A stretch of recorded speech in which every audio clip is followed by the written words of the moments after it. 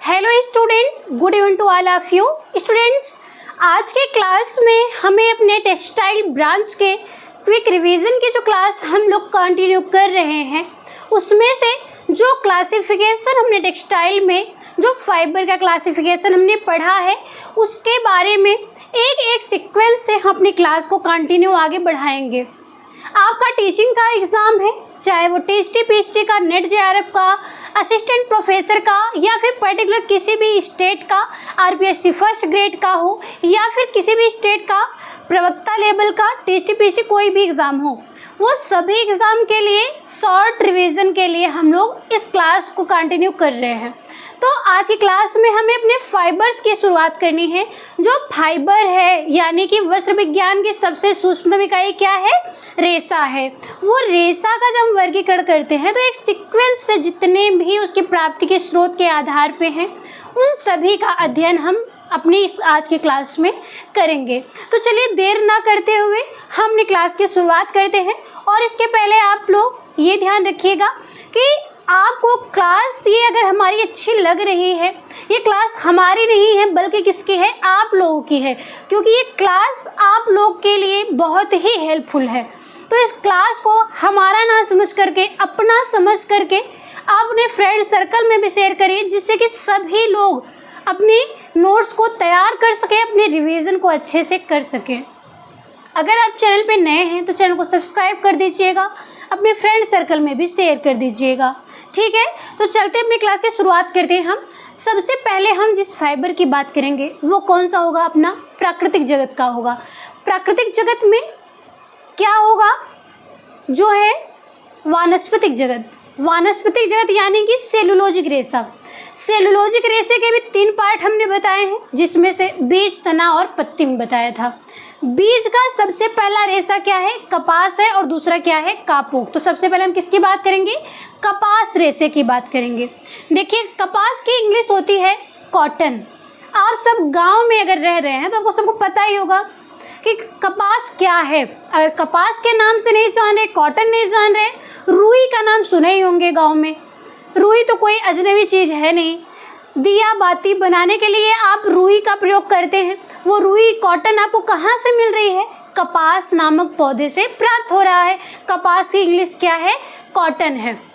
उसके बाद देखिएगा, इसका पौधा जो है आप लोग देखते होंगे, यहाँ जहाँ पे कुछ काली मिट्टियाँ होंगी, ऐसे एरियाज में ये सब पाए जाते हैं।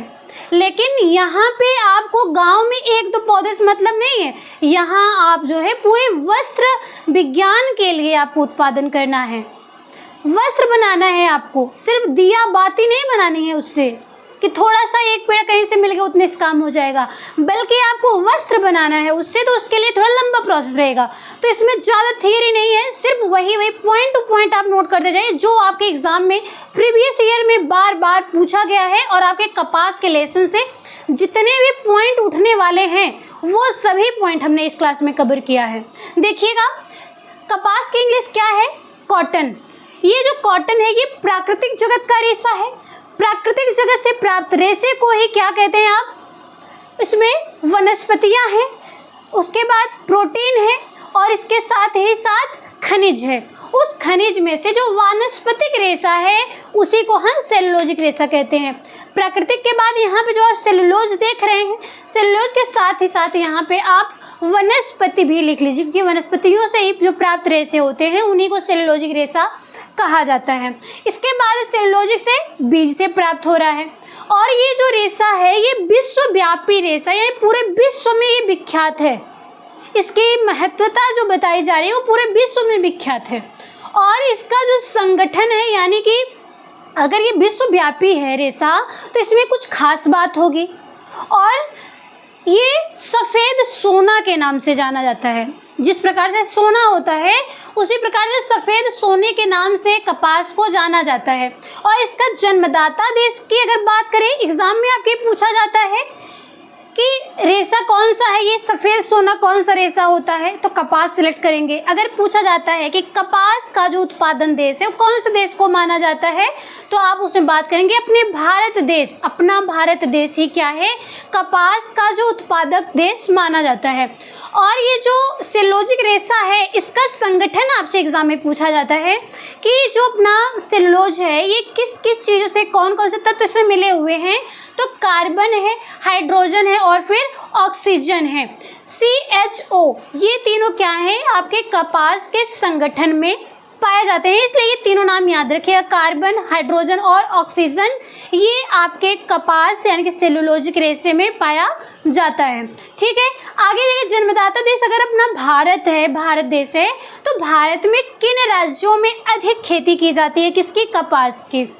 कौन कौन सा राज्य कपास की खेती के लिए विख्यात है, अगर आपसे पूछा जाता है, उसमें से महाराष्ट्र है, गुजरात है और तेलंगाना।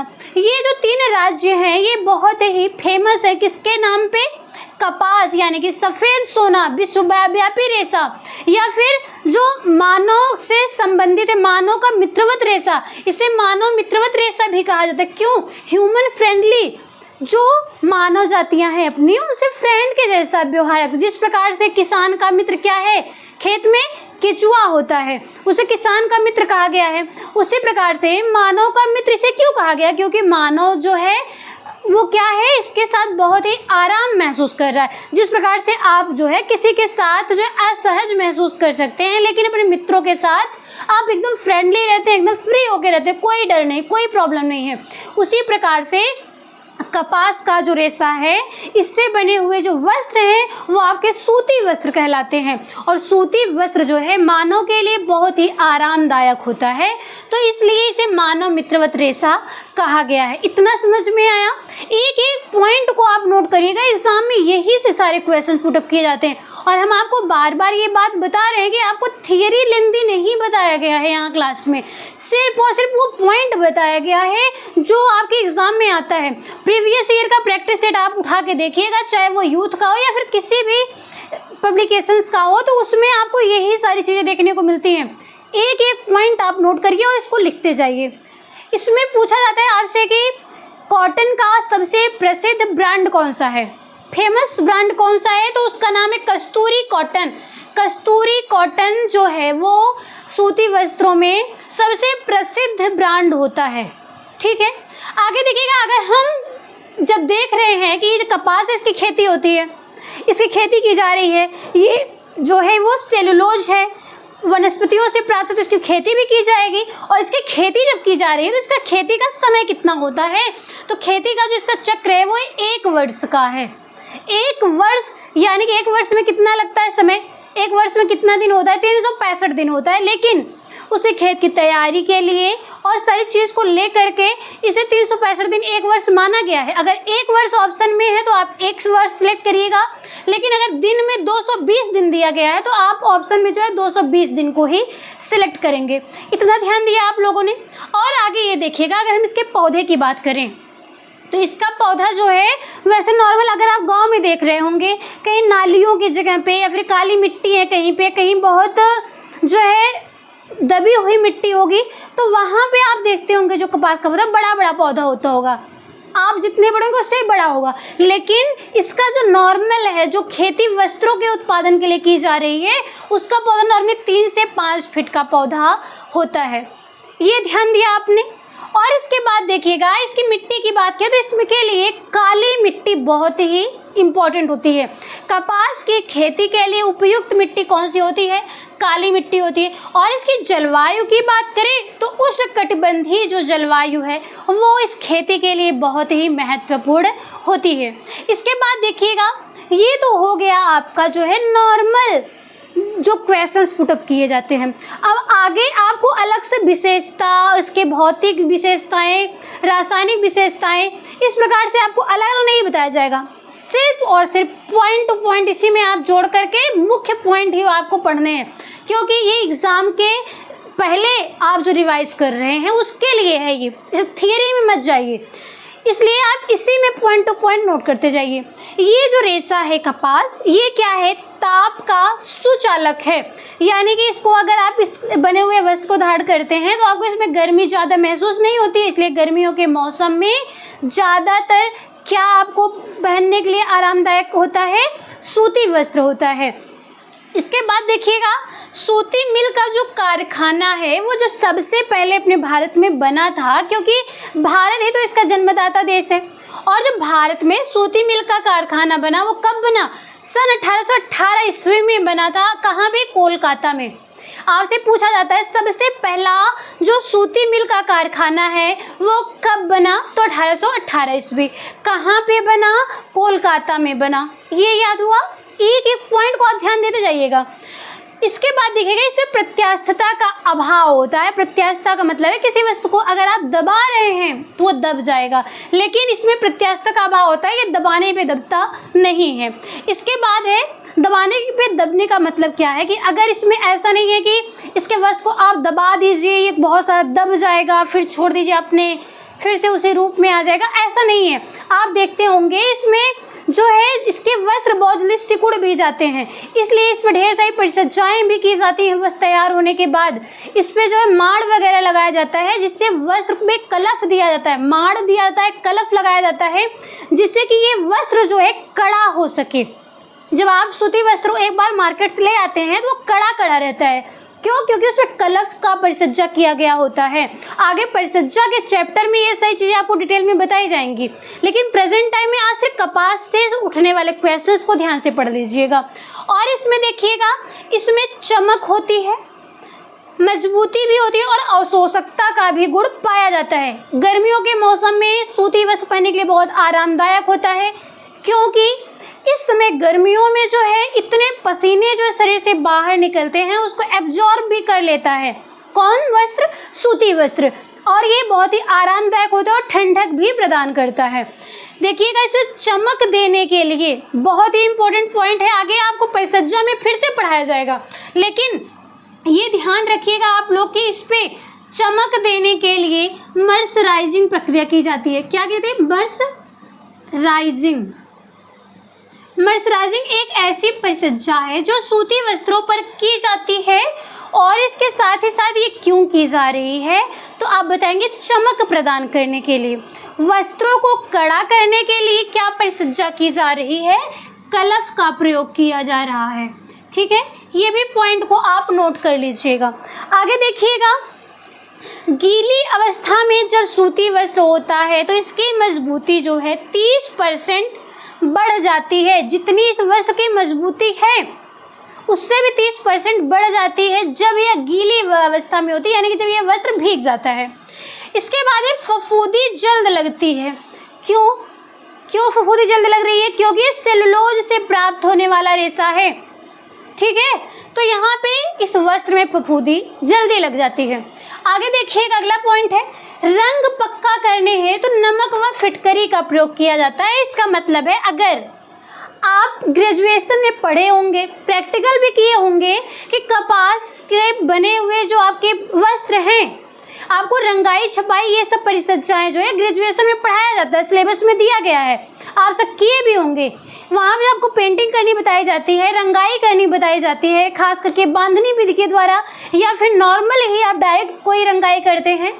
तो वहाँ पे अगर आप सूती वस्त्रों पे रंगाई करते हैं ना नॉर्मल, तो उसमें आप रंग में जब डालते हैं, निकालते हैं, एक बार तो रंग चढ़ जाता है, आसानी से तो चढ़ जाता है, लेकिन आसानी से छूट भी जाता है। आपसे एग्जाम में पूछा जाता है कि सूती वस्त्रों पे रंग को पक्का करने के लिए किस प्रकार के मटेरियल का प्रयोग किया जाता है, तो ऑप्शन में आपको जो भी ऑप्शन में दिया होगा उसमें से आप ऑप्शन में सिलेक्ट करेंगे, या तो आयोडीन लिखा होगा या फिर नमक लिखा होगा। तो नमक व आयोडीन का प्रयोग किसके लिए किया जाता है, सूती वस्त्रों पे रंगों को पक्का करने के लिए प्रयोग किया जाता है। इतना समझ में आया। अम्ल का बुरा प्रभाव पड़ता है इस पे।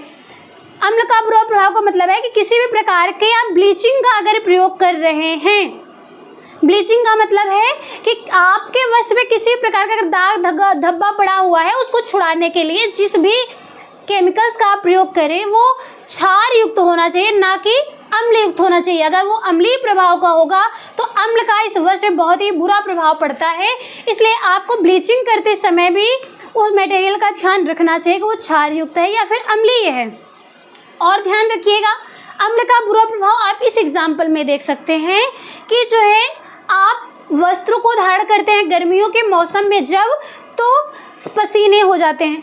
पसीना जो मानव के शरीर से निकलता है वो अम्लीय होता है, ठीक है। तो इसका जो है पसीना का बहुत ही बुरा प्रभाव पड़ता है किस पे, सूती वस्त्रों पे। इसके बाद देखिएगा, जब इस वस्त्र को आप जलाते हैं, वस्त्र को जलाने की बात छोड़ दो मान लो, अब आप ये देख लो कि जो वस्त्र है, ये सूती वस्त्र आप तैयार कर रहे हैं, रेशा प्राप्त कर रहे हैं किससे, वनस्पति से। वनस्पतियों से ही तो कागज भी बनता है जिसपे आप कॉपी पे लिखते हैं। तो जब आप कागज को जलाते हैं तो जिस प्रकार की गंध आती है, कागज जलाते हैं आप, पीले लौ निकलते हैं ना उसमें से, उसका जो आग निकलता है वो आपको दिखाई देता है, जलाने पे पीले रंग का होता है। और उसकी जो गंध होती है, जिस प्रकार की उसकी गंध आती है, सेम वैसी ही गंध आती है जब आप सूती वस्त्रों को जलाते हैं। आपसे परीक्षण में पूछा जाता है कि जब सूती वस्त्रों का परीक्षण आप कर रहे हैं, यानी कि कोई भी आपके पास रेशा है, कोई भी कपड़ा है, आप पहचान नहीं पा रहे हैं कि ये कौन सा कपड़ा है, उसके पहचान के लिए आप उसको क्या करते हैं, ज्वलन परीक्षण करते हैं। आपको वस्त्र विज्ञान में परीक्षण भी बताया गया अलग अलग प्रकार के रेशों का, तो उसमें से आपका एक ये भी रेशा है जो कपास है। ये किस प्रकार का रेशा है, सेलुलोजिक है। बस एक बात आप परीक्षण में याद रखिएगा, चाहे वो कोई भी प्रोटीन जगत का रेशा हो या फिर सेलुलोज जगत का रेशा हो, इन दोनों में डिफरेंट आप कैसे प्राप्त करेंगे। सेलुलोज से ही प्राप्त होता है कपास, लिनन, जितने भी वर्गीकरण में आपको बताए गए हैं, वो सभी को जब आप जलाते हैं तो पीले रंग की लौ निकलती है और उसका गंध कागज के समान होता है। ऐसा क्यों हो रहा है, क्योंकि ये सब वनस्पतियों से प्राप्त हो रहे हैं। और वहीं पे जब आप प्रोटीन जगत के रेशों को जलाते हैं, रेशम या फिर ऊन को जलाते हैं, उससे बने वस्त्र को जला करके देखते हैं कि ये कौन सा रेशा है, तो उसमें से जिस प्रकार से आपका ये बाल जो है सिर में, इसको जलाने पे जिस प्रकार की गंध आती है, सेम वही गंध आपको उस वस्त्र को, उस रेशे को जला करके परीक्षण में आपको गंध देखने को मिलती है। क्योंकि इस बाल में भी केराटिन प्रोटीन पाया जाता है, और जो ऊन है, ऊन का जो रेशा है जिससे आप ऊनी वस्त्र तैयार करते हैं, उसको भी जला के अगर आप परीक्षण करते हैं, वो भी जो बाल है, बाल से तो वो भी बना है, उसमें भी केराटिन प्रोटीन पाया जाता है, इसलिए उसको भी जलाने पे वैसे ही गंध आती है। तो ये दोनों में पहचान के लिए आप याद रखिएगा कि जब भी आप वनस्पतिक रेशों को जलाते हैं तो इसमें से जलने पर पीली लौ निकलती है और कागज के समान गंध आती है। आप ये नाम से याद कर सकते हैं। अगर वनस्पतियों से प्राप्त है तो इन सब से, कपास से क्या बन जा रहा है, आपका कागज बन रहा है। तो कागज जलाने पे कागज की जैसी बदबू भी आएगी, उसके जैसे पीली लौ भी निकलेगी। इतना समझ में आया आप लोग को। ये सब हो गए आपके जितने भी कपास से संबंधित इम्पोर्टेंट पॉइंट आपके एग्जाम में पूछे जाते हैं। अब आगे ये देखिएगा, खास करके नेट जेआरएफ के स्टूडेंट के लिए बता दें कि आपके एग्ज़ाम में इन सब पॉइंट्स के अतिरिक्त क्लास में, एग्ज़ाम में आपको जो है इसके सीक्वेंस को भी अरेंज करने के लिए पूछा जाता है। ज़्यादातर नेट में ऐसा होता है और बाकी सब एग्ज़ाम में तो पूछा ही जाता है, लेकिन सबसे ज़्यादा नेट के एग्ज़ाम में पूछा जाता है कि जो रेशा आपने कपास का प्राप्त किया, उस रेशे से लेकर के वस्त्र निर्माण तक के बीच में जो प्रक्रिया होती है, उन प्रक्रिया में कौन कौन सी प्रक्रिया आगे बढ़ती हैं और उनमें किस प्रकार से आप डिफरेंट देखेंगे, उसका सीक्वेंस क्या है। तो इसमें से आपको ये सीक्वेंस बताया गया है, आप इसको एक एक करके समझते जाइए, कहानी की तरह समझ लीजिए। सीक्वेंस ना याद करिए, कहानी याद कर लीजिए और इसका नाम याद रखे रहिए। आप इंग्लिश नाम पे ज़्यादा फोकस करिए, साथ ही साथ हिंदी को भी। लेकिन जो आप हिंदी नाम देखते हैं तो इसके साथ ही साथ इंग्लिश नाम अगर आपको याद है तो इंग्लिश नाम आपका बदलता नहीं है। इंग्लिश में अलग अलग आपको देखने को नाम मिल जाएगा, लेकिन इंग्लिश नाम आपको बदला हुआ नहीं दिखेगा। आप इंग्लिश में सीक्वेंस करने, हिंदी में जब आप देखिए तो उसका इंग्लिश वर्ड भी देख लीजिएगा क्वेश्चन पेपर में कि उसकी इंग्लिश क्या दी गई है। ठीक है, तो आप एक एक सीक्वेंस इसको समझिएगा और नोट करते जाइएगा। सबसे पहले देखिए, हार्वेस्टिंग की जा रही है। हार्वेस्टिंग का मतलब है आपने खेती कर दी, खेती में कपास का पौधा बड़ा हो गया, फूल आया, उसमें कोए निकलते हैं। कोए की तरह, जिस प्रकार से आप महुआ देखे होंगे ना गांव में, महुआ जब गिर जाता है तो उसके जो बड़े बड़े कोए होते हैं उससे तेल प्राप्त होता है आपको। सेम उसी के समान आपको कपास का भी कोया देखने को मिलता है। जब कपास ये तैयार हो जाता है, पक जाता है, तो कोया इसका फूट जाता है और फूटने के बाद इसमें से सोने, जो आपको सफ़ेद सोना कहा जा रहा है, तो सफ़ेद कलर में क्या मिलता है आपको, रेशा प्राप्त होता दिखाई देता। उस कोए के बीच में बीज होते हैं और बीज को ढके हुए ये रेशा होता है। ठीक है, तो इस प्रकार से देखिएगा हार्वेस्टिंग के द्वारा क्या किया जाता है, कोए को एकत्र कर लिया जाता है।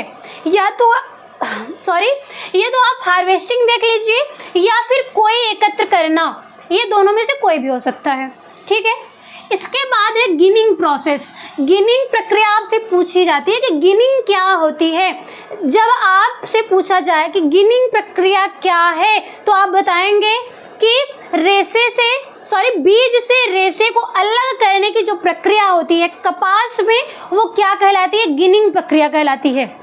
बीज से रेशे को अलग करने की प्रक्रिया को गिनिंग प्रक्रिया कही जाती है। इसको आप समझ लीजिएगा, रेशे से बीज को अलग करना। आगे है बेलिंग प्रोसेस। बेलिंग प्रोसेस का मतलब है गांठें बांधना। आप जब ना कोए एकत्र कर लिए, पहले हिंदी ध्यान समझ लीजिए, आपने खेत में से कोए एकत्र कर लिए, कोए एकत्र करने के बाद आप जो है रेशे को बीज से अलग कर लिए, फिर उसे आप इकट्ठा, जो रेशा अलग किए हैं बीज से, उसको आप गांठ बांध लेते हैं, इकट्ठा गट्ठर बना लेते हैं। गट्ठर बनाने के बाद आप उसको कहाँ ले जाते हैं, मिल में ले जाते हैं, जहाँ आपको वस्त्र बनाना है वहाँ पे ले जाते हैं। वहाँ ले जाने के बाद आप उसकी गांठों को खोल देते हैं। गांठें खोल देने के बाद आप उसको सभी रेशों को आपस में मिला देते हैं। मिलाने के बाद उसकी धुनाई की जाती है। धुनाई का मतलब उसमें जो भी गंदगियाँ वगैरह होंगी वो सभी धुनाई की प्रक्रिया के द्वारा अलग कर ले जाती हैं। उससे जो पत्तियाँ वगैरह होंगी ये सब अलग कर, सफाई कर ली जाती है धुनाई के बाद। इसके बाद एक कंघी करना, उसकी कंघी की जाती है। आप अपने बालों की कंघी क्यों करते हैं, उसमें से जो छोटे बाल होंगे, टूटे फूटे होंगे, उन सबको अलग करने के लिए ना, जिससे कि आपका जो बाल है वो एकदम स्वच्छ हो जाए, साफ सुथरा लगे। उसी प्रकार से रेशे को जो प्राप्त किया जाता है उसको कारखाने में ले जाया जाता है। धुनाई की प्रक्रिया के बाद आपसे कंघी करवाया जाता है कंपनी में। कंघी जब किया जाता है तो उसमें बड़े रेशे को और छोटे रेशे को अलग कर लिया जाता है। और एक बात तो आपको पता ही है कि वनस्पतियों से प्राप्त जो रेशे होते हैं वो कौन से रेशे होते हैं, स्टेपल फाइबर होते हैं, क्योंकि इसके रेशे छोटे होते हैं। इसका मापन किस में किया जाता है, इंच में किया जाता है। ठीक है, ये सारे प्रोसेस आपको वर्गीकरण के टाइम पे ही बता दिया गया है, इसलिए इसको ध्यान दे दीजिएगा आप लोग। कंघी करके उन रेशों को समानांतर कर लिया जाता है, छोटे और बड़े रेशों को अलग कर लिया जाता है। फिर क्या कहते हैं, पोनी बनाया जाता है। आप बाल में कंघी करते हैं तो पोनी भी बनाते होंगे, और पोनी बनाने के बाद क्या होता है, बाल जैसे आप थोड़ा थोड़ा इकट्ठा करके अलग कर लेते हैं, उसी प्रकार से कंघी करने के बाद पोनी बनाते हैं।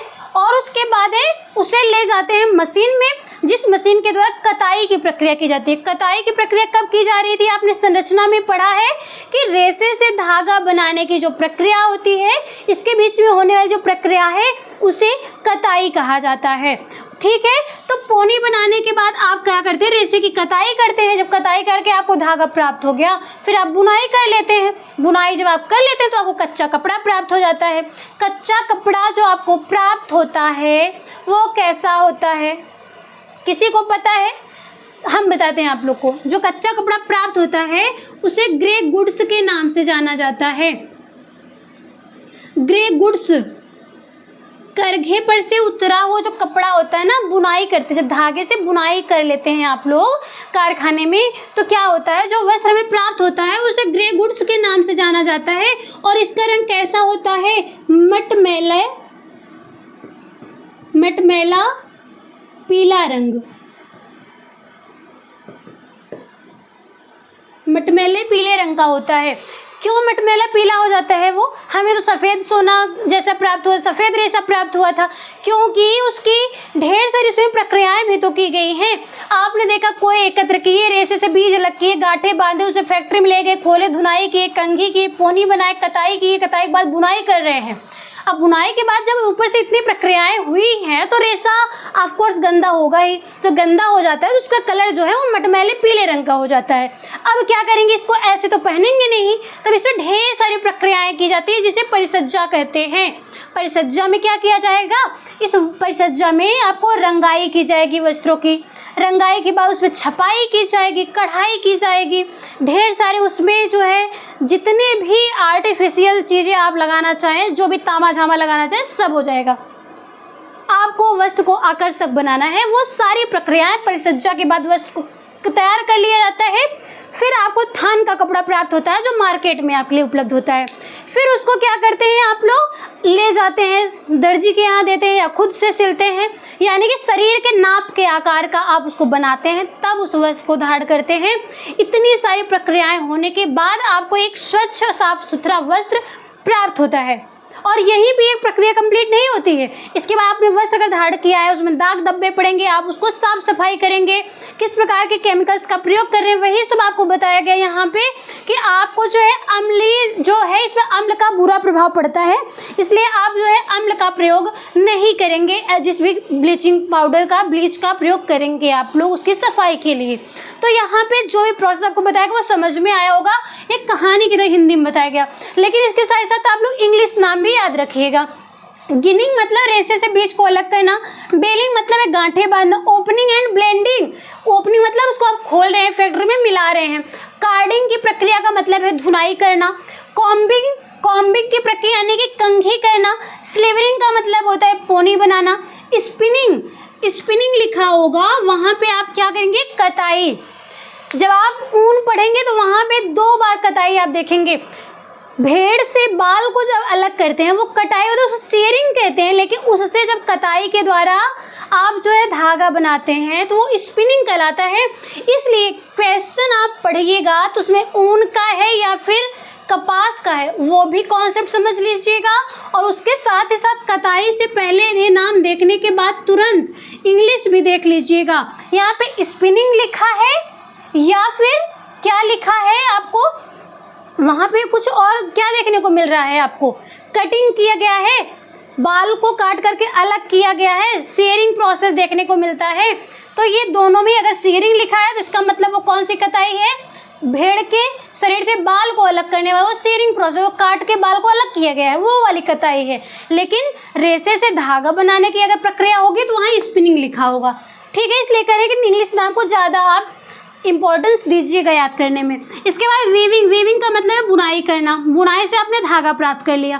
फिर आप क्या करें, फिनिशिंग का मतलब है परिसज्जा करना, और परिसज्जा जब आप कर लेते हैं तो उसमें डाइंग प्रोसेस किया जाता है, पेंटिंग किया जाता है, और तरह तरह की इस प्रकार से सजावट आप वस्त्रों पर कर लेते हैं, तब जा करके आप वस्त्र प्राप्त करते हैं। एग्जाम में पूछा जाता है कि करघे पर से उतरे हुए कपड़े को किस नाम से जानते हैं, तो आप ऑप्शन में सिलेक्ट करेंगे ग्रे गुड्स के नाम से जानते हैं। और इसके साथ ही साथ पूछा जाता है करघे पर से उतरे हुए कपड़े का रंग कैसा होता है, आप ऑप्शन में सिलेक्ट करेंगे मटमैले पीले रंग का होता है।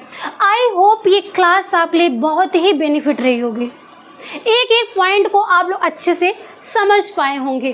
क्लासेस आपको ये कैसी लगी आप कमेंट बॉक्स में अपना फीडबैक अवश्य दीजिएगा, और इसी के साथ अपनी क्लास को हम यहीं पे कंप्लीट करते हैं। मिलते हैं आप लोग से हम नेक्स्ट टॉपिक के साथ नेक्स्ट क्लास में, तब तक के लिए धन्यवाद।